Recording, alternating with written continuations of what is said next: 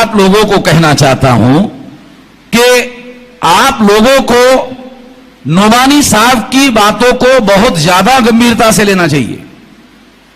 मैं जानता हूं सारे कौम में विचारों के बारे में मतभिन्नता होती है, केवल मुसलमानों में ही मतभिन्नताएं है या मुसलमानों ही फिरके है, ये बात सही नहीं है। मगर राजनाथ सिंह के बयान से मुझे ये पढ़ने को मिला कि मुसलमानों में 93 फिरके हैं, फिर भी हम लोगों से कम है, हमारे 6000 है। और ये 6000 फिरके हमने नहीं बनाए हैं। जो हमारा दुश्मन है, जाति के नाम पर जो फिरके उन्होंने बनाए हैं वो ब्राह्मणों के द्वारा बनाए गए हैं। तो फिरके हैं, मगर सभी फिरके के तमाम लोगों को मैं अनुरोध करना चाहता हूं कि वो आज की परिस्थिति में जिस तरह से परिस्थितियों का विश्लेषण और समझदारी नोमानी साहब बताने का प्रयास कर रहे हैं, मुझे आज तक इंडिया में कोई आदमी, कोई व्यक्ति इस तरह से परिस्थितियों को समझने वाला नहीं मिला।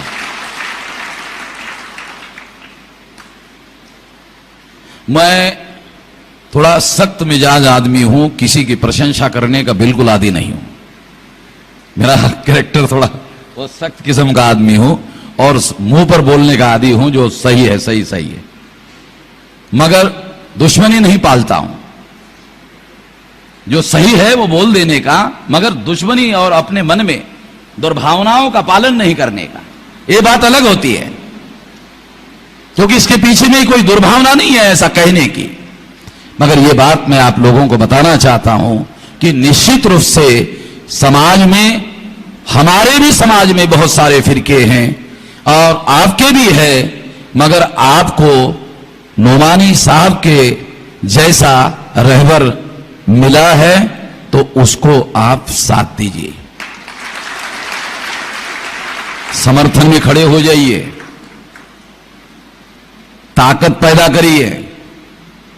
दुनिया में इंसाफ कायम करना बगैर ताकत से संभव नहीं हुआ है आज तक, तो अब ताकत पैदा करो। ताकत एक सत्ता की होती है, ताकत एक संगठन की होती है, केवल सत्ता की ताकत नहीं होती है।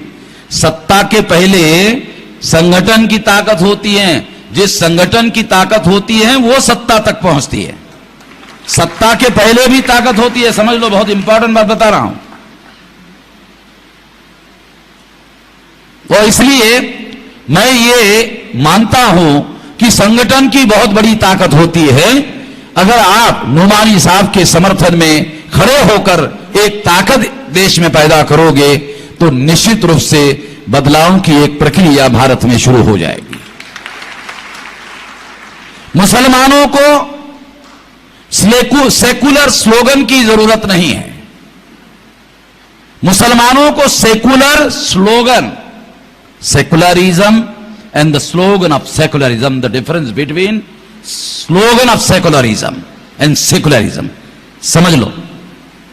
सेकुलरिज्म एक बहुत अच्छा प्रिंसिपल है, बहुत अच्छा सिद्धांत है, मगर मैं ऐसे मानता हूं कि सेकुलरिज्म को भारत में परिवर्तन को रोकने के लिए इस्तेमाल किया जा रहा है। मैं मुसलमानों को आगाह करना चाहता हूं, बहुत मौलिक बात बता रहा हूं। सेकुलरिज्म को भारत का ब्राह्मण परिवर्तन रोकने के लिए हथियार के तौर पर इस्तेमाल कर रहा है, क्योंकि इस देश में एससी, एसटी, ओबीसी इन लोगों को सबसे ज्यादा परिवर्तन चाहिए। सबसे ज्यादा इन लोगों को परिवर्तन चाहिए। अगर आप एससी, एसटी, ओबीसी के लोगों को जो परिवर्तन चाहिए, वो परिवर्तन के लिए आप खड़े हो जाओ, उनके समर्थन में, इंसाफ कायम करने के सिद्धांत में यह बात शामिल है। अगर आप परिवर्तन के, जिनको चाहिए एससी, एसटी, ओबीसी को, अगर उनके परिवर्तन के समर्थन में आप खड़े हो जाओ तो ब्राह्मण परिवर्तन के इस अभियान में एससी, एसटी, ओबीसी को मुसलमानों के विरोध में भड़काने में कामयाब नहीं होगा। ब्राह्मण मुसलमानों के घर पर जाकर फसाद करने वाला नहीं है, ब्राह्मण मुसलमानों के पास जाकर हत्या करने वाला नहीं है। जितने अभी लोग हैं ये हत्या करने वाले मुसलमानों के, ये आमतौर पर पहले नंबर पर बैकवर्ड क्लासेस के लोग हैं, चाहे शेड्यूल कास्ट के हो, शेड्यूल ट्राइब के हो, बैकवर्ड क्लास के हो, मगर ये तमाम बैकवर्ड क्लास के लोग हैं। और प्राइवेट में ब्राह्मण लोग कहते भी होंगे कि ये जो मुसलमानों को मारा जा रहा है, काटा जा रहा है, हम थोड़ी कर रहे, वो तो बैकवर्ड लोग कर रहे।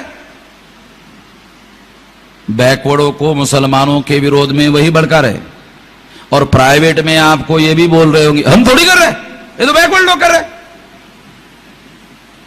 और बहुत सारे मुसलमान मुझे कहते भी है, आप कहते हो मेश्राम जी कि मुसलमानों को और इन बैकवर्डों को इकट्ठा किया जाए, मगर आप ही के लोग तो हमारे घर पर हल्ला करते हैं।